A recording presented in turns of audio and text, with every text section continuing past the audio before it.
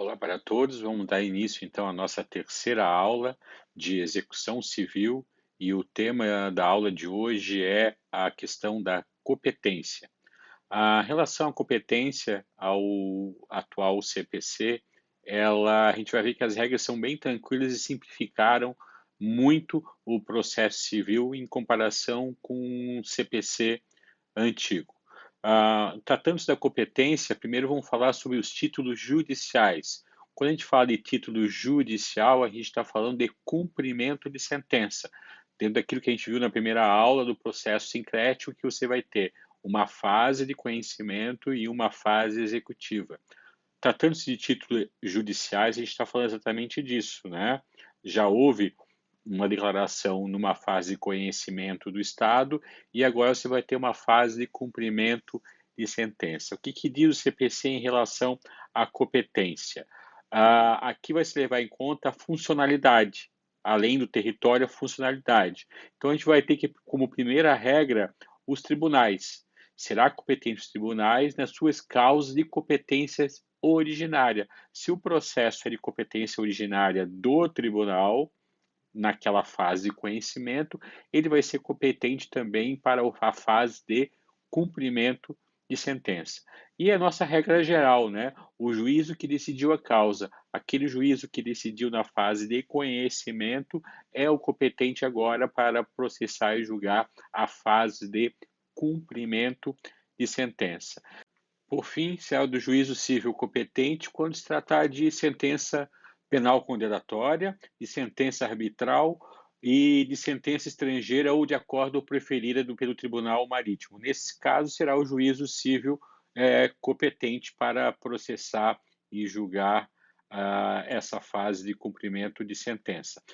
No que tange aos títulos extrajudiciais, a gente vai ver que o legislador ele foi bem amplo nas suas possibilidades. Nessa lâmina, a gente vai perceber que o foro de eleição para a execução, tratando-se de títulos extrajudiciais, pode ser tanto no domicílio do executado, no foro de eleição, se tiver o executado de mais de um domicílio, pode ser em qualquer um deles. Se tiver mais de um devedor, pode ser qualquer um deles. Aqui, na verdade, em concreto, a gente tem visto nos casos práticos, o magistrado é que vai determinar se aquele foro efetivamente é o competente para essa execução extrajudicial. Uma coisa bem importante agora é a questão da responsabilidade patrimonial, tá? Até do princípio da responsabilidade patrimonial. Primeiro, percebe-se que no atual processo executivo, essa execução será uma sanção realizada independentemente da vontade do devedor. E o que vai atingir vai ser a gama patrimonial desse devedor, nunca o sacrifício ou o cerceamento de liberdade pessoal. Nem, a gente vai ver daqui a pouco, nem a prisão por dívida alimentar vai ser considerada uma exceção a essa responsabilidade patrimonial que se limita à gama patrimonial do devedor. Okay? Não existe, nos tempos atuais, a responsabilidade pessoal.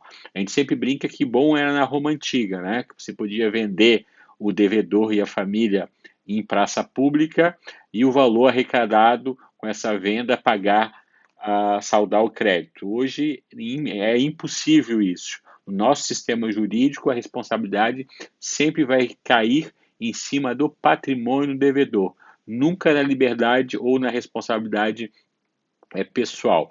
Nós vamos ver a seguir que nem o devedor de alimentos é considerado uma exceção, porque vai ser fixado um prazo para essa prisão, ele pagando ou não pagando, a dívida vai permanecer lá. Se fosse ao contrário, né, se ele ficasse 30 dias preso, cada dia preso ele quebrasse pedra e ganhasse R$ 100, que abatesse da dívida, a gente poderia dizer, houve uma exceção à responsabilidade patrimonial. Mas não é assim que acontece. Nós vamos aprender que não. Fixada lá a prisão, ele pagando ou não pagando, ele vai ficar aquele tempo fixado na prisão, vai sair solto e a dívida permanece a mesma. Então, não é uma exceção. Mas isso nas próximas aulas a gente vai ver de forma mais apurada. Então, na antiguidade havia responsabilidade pessoal, nos dias atuais a responsabilidade é sempre patrimonial. É só o patrimônio presente e futuro que responde por aquela execução.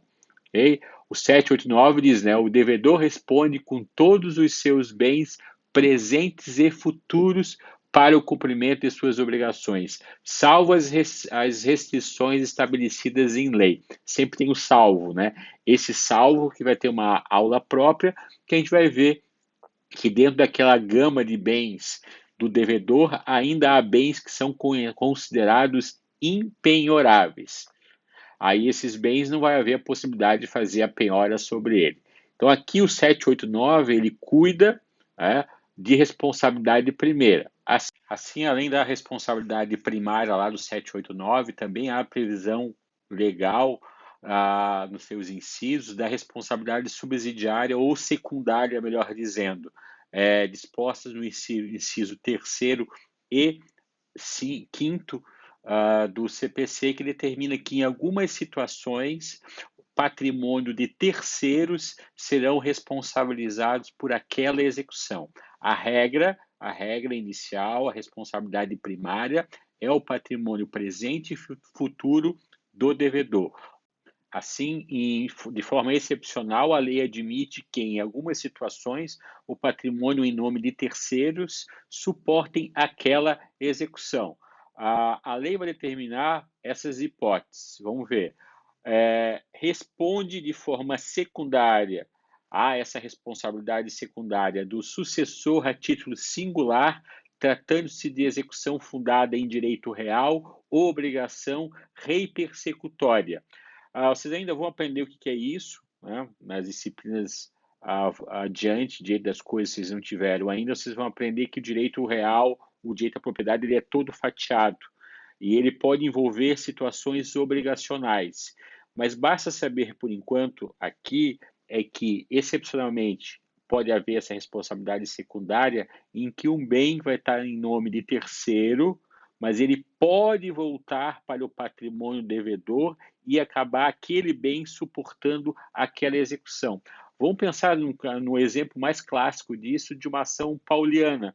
Lembra da ação pauliana, da fraude contra credores? A gente vai, nas aulas a seguir, vai ver a diferença de fraude à execução e fraude aos credores. Lembra da ação pauliana? Rezar para Santa Paulina, a ação pauliana é quando há existência de um vício lá social, ou seja, uma fraude contra credores. O bem está no nome terceiro e que você quer que volte para o patrimônio do devedor para suportar aquela execução. Inicialmente, aquele bem está no nome de terceiro, mas ele volta para o patrimônio do devedor para suportar aquela execução. Então, isso de forma excepcional pode haver essa responsabilidade secundária. Responde ainda de forma secundária os bens dos sócios do termo da lei. A dívida é da sociedade empresária, mas aquele bem está no nome do sócio. Aquele bem poderá sofrer expropriação naquela execução o qual a sociedade empresária é a devedora? Excepcionalmente pode, vai ter que ver a natureza de constituição daquela sociedade empresária. Então, poderá haver uma responsabilidade secundária do sócio pessoalmente nos termos da lei. A lei que vai determinar o alcance dessa responsabilidade, de você poder avançar nos bens dos sócios pessoais em dívidas e em execuções da sociedade empresária. Vai responder também, de forma secundária, o bem do devedor, ainda que em poder de terceiros. Como eu falei para vocês vão ver mais na frente o que é o direito real, o direito das coisas, em que há uma cisão entre a propriedade e a posse. Então, muitas vezes o bem é do devedor, ok, mas ele está em poder, posse de terceiros. Você vai poder ir nessa posse, nesse direito terceiro, invadir de forma secundária esse patrimônio, responder por aquela dívida do devedor. Ainda vai responder de forma secundária os bens do cônjuge ou companheiro, nos casos em que seus bens próprios ou de sua ameação respondam por aquela dívida. Mesma coisa. Vocês vão aprender lá com o tio Pedro, professor de Direito de Família, de que de acordo com o regime de bens, vai haver ou não meação, ou seja, de acordo com o regime de bens, a dívida contraída por um dos cônjuges vai atingir o patrimônio da meação. Então, aqui poderá haver a possibilidade de bens em nome de terceiro, cônjuge, responder por aquela execução contraída para a outra parte, para outro cônjuge, né? Então, isso vai depender do regime de bens, mas a responsabilidade ela vai ser secundária. Ainda responde de forma secundária os bens alienados ou gravados com ônus real em fraude à execução.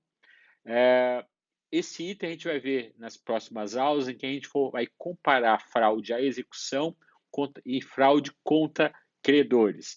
Mas mesmo esses bens alienados e gravados em nome de terceiros, você vai poder o quê? Anular o ato e poder avançar nesse patrimônio que, mesmo em nome de terceiros, em razão da fraude, deveriam voltar para o patrimônio devedor e responder pela execução. Ok? Cuja alienação, gravação com ônus real tenha sido anulada em razão de reconhecimento em ação da autônoma ação pauliana de fraude contra credores, do responsável nos casos de desconsideração da personalidade jurídica. Como a gente viu no inciso acima da responsabilidade de sócio, havendo judicialmente a desconsideração da personalidade jurídica, você vai ter a possibilidade de avançar, como eu já salientei, nos bens particulares do sócio, mesmo que a dívida seja da sociedade empresária. Lembre-se, aqui a gente está vendo a responsabilidade secundária, porque a gente tem um norte. Qual o nosso norte? Responde por aquela execução o patrimônio presente e futuro do devedor, lá do 789. Todos esses incisos aqui, eles são relativos à responsabilidade secundária, em que, excepcionalmente, você vai avançar por essas possibilidades aqui nos bens de terceiros estranhos àquela relação jurídica, ou seja, a dívida é do devedor A e você vai expropriar do patrimônio de B nessas exceções em que a lei determina em que poderá haver a responsabilidade secundária. Derradeiro, então, vimos nessa aula a questão da competência relativa aos títulos judiciais, a competência relativa aos títulos extrajudiciais, que é bem ampla, e a gente viu a questão importantíssima da responsabilidade patrimonial. O que responde por aquela execução são os bens presentes e futuros, conforme dispõe o artigo 789. Vimos que, de forma excepcional, poderá haver a responsabilidade secundária, em que o patrimônio de terceiro poderá ser expropriado em razão daquela execução. O próximo tema a ser visto vai ser a penhora e depois a expropriação. Então, pessoal, nesse final de aula, vamos começar a ver, inicialmente, conceituar o Instituto da Penhora, para na próxima aula a gente avançar nesse instituto, ver a questão dos bens e ordem de preferência dos bens penhoráveis e a questão dos bens impenhoráveis. Então, só brevemente vamos ver nessa aula o conceito básico de penhora. Esse Instituto da Penhora é um ato é determinado como ato executório judicial. Gente, Caixa Econômica não faz penhora. Penhora é um ato de execução do juízo. É inerente à atividade judicante. Ou seja, você não vai penhorar tuas joias na Caixa Econômica, você vai empenhar tuas joias na Caixa Econômica. Então, é ato executório judicial que tem como objetivo a constrição de tantos bens bastem para satisfazer aquela execução. Porque a gente viu que a responsabilidade é patrimonial. Então, gente, a penhora ainda não é ato de expropriação. A gente vai fazer essa diferenciação nas próximas aulas. Ato de penhora e ato de expropriação. Pensem assim, a penhora você vai no universo patrimonial do devedor e vai selecionar os bens passíveis de garantir aquela execução. ainda não é expropriação. Aquele bem ainda continua a pertencer ao patrimônio devedor, mas ele vai ser selecionado através da penhora para garantir o pagamento daquela execução. Mais adiante, a gente vai ver o instituto da expropriação. Depois dessa separação daquele bem do patrimônio devedor para garantir aquela execução, ele pode ser expropriado. Daí, efetivamente, aquele bem vai sair da esfera jurídica do devedor para passar a pertencer à esfera jurídica do credor. Isso só vai se dar com a expropriação. A penhora é apenas selecionar no patrimônio devedor aquela parte ou patrimônio, parte do patrimônio que vai garantir aquela execução. Bom, seguindo adiante, os efeitos processuais e os efeitos materiais da penhora. Os efeitos processuais é isso que eu acabei de falar para vocês, é você individualizar, selecionar na vasta gama patrimonial do devedor aqueles bens que vão suportar aquela execução. E os efeitos materiais que podem acontecer é a perda da posse do bem pelo devedor. Não é regra, mas em algumas circunstâncias, na penhora, a posse, não a propriedade, apenas a posse é passada da esfera jurídica do devedor para a esfera jurídica do credor. Preste bem atenção, não é a propriedade.